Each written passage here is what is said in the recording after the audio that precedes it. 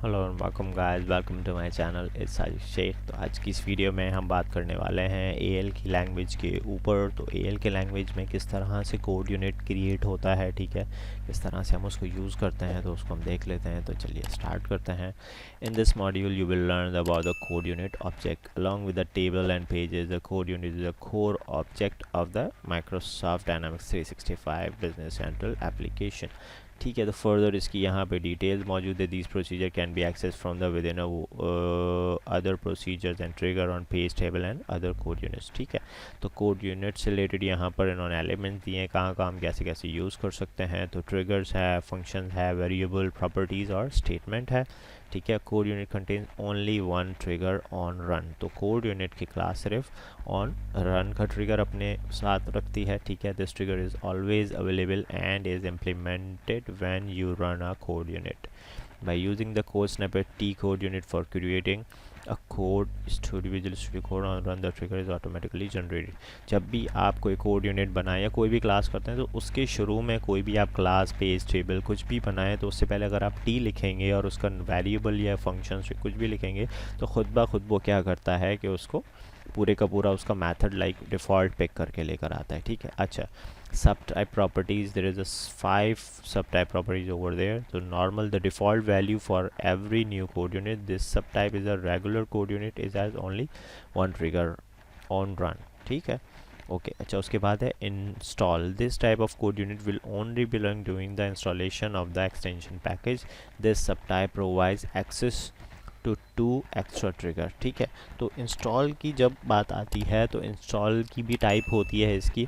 ये code unit के class की टाइप्स की बात हो रही है। ठीक है, तो ये टाइप वो है ड्यूरिंग द इंस्टॉलेशन, जब आप इंस्टॉल कर रहे होते हैं एक्सटेंशन को, अपने पैकेज को, तब ये करता है और इसके अंदर 2 ट्रिगर्स होते हैं। ठीक है, तो इसके बाद अपग्रेड है। This type of code unit will be run during the upgrade process of an extension package.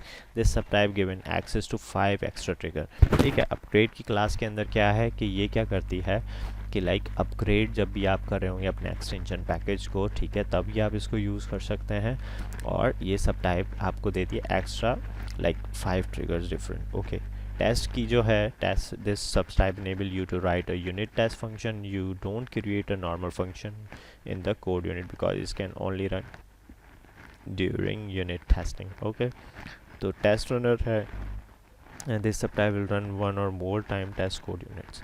तो ये कोड यूनिट की टेस्ट की क्रिएट एक्सेस है कोड यूनिट, तो हम क्रिएट करते हैं, देखते हैं किस तरीके से क्या दिया हुआ है।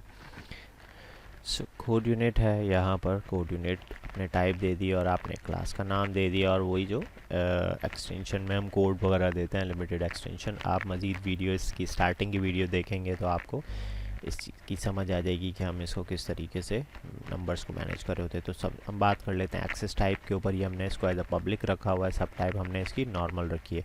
जब हम नॉर्मल रखते हैं तो हमें एक ट्रिगर मिलता है इसके साथ ऑन रन का। ठीक है, तो ये आ जाता है और उसके बाद हमने यहाँ पर एक जो फंक्शन है वो उसको कॉल कर दिया है।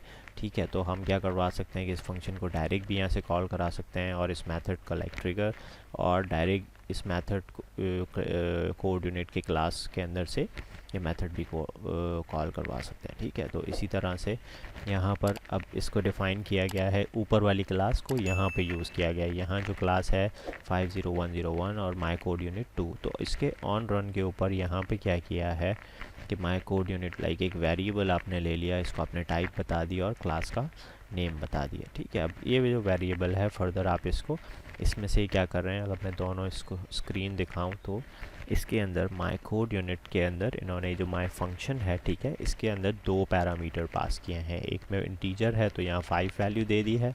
ठीक है, और जो टेक्स्ट है वहाँ पर टेस्ट पास कर दिया है। तो जब ये डेटा रिज़ल्ट जो भी होगा वो उसको रिटर्न करके यहाँ पर अपना आउटपुट दे देगा। ठीक है, ये हो गया क्योंकि यहाँ पर जो हमने टाइप इसकी दी हुई थी वो एज अ बूलियन दी हुई है, तो तभी इसको रिज़ल्ट को यहाँ पे एज अ बूलियन टाइप के अंदर लिया गया है, जो इसको कास्ट करेगा और आपको इसका डेटा प्रोवाइड हो जाएगा। ठीक है, अच्छा, उसके बाद है you can also access the code unit from within a page by using a run object property on an action.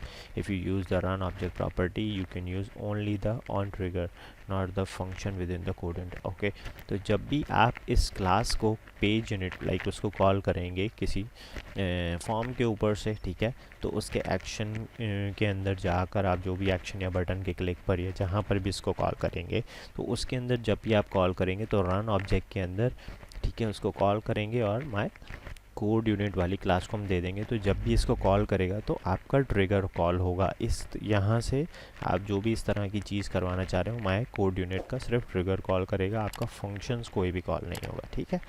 Okay, तो इसके लिए क्या है कि इसके लिए अगर आपको मज़ीद फर्दर वर्किंग करनी है, ठीक है, और एक्सेस करना है अपने फंक्शन को, तो आपने क्या करना है, ऑन एक्शन का ट्रिगर कॉल करना है उस पेज पे, ठीक है, और सेम उसी क्लास को लाइक आप यूज़ कर लें और अपने फंक्शन को उसके अंदर आप फर्दर यूज़ कर सकते हैं, ठीक है। होपफुली आपको फंक्शन से रिलेटेड और इसके जो कोड यूनिट है उसके एक्शन से और ट्रिगर से रिलेटेड ये चीज़ें समझ आई होंगी। मिलते हैं नेक्स्ट वीडियो में, तब तक के लिए अल्लाह हाफ़िज़।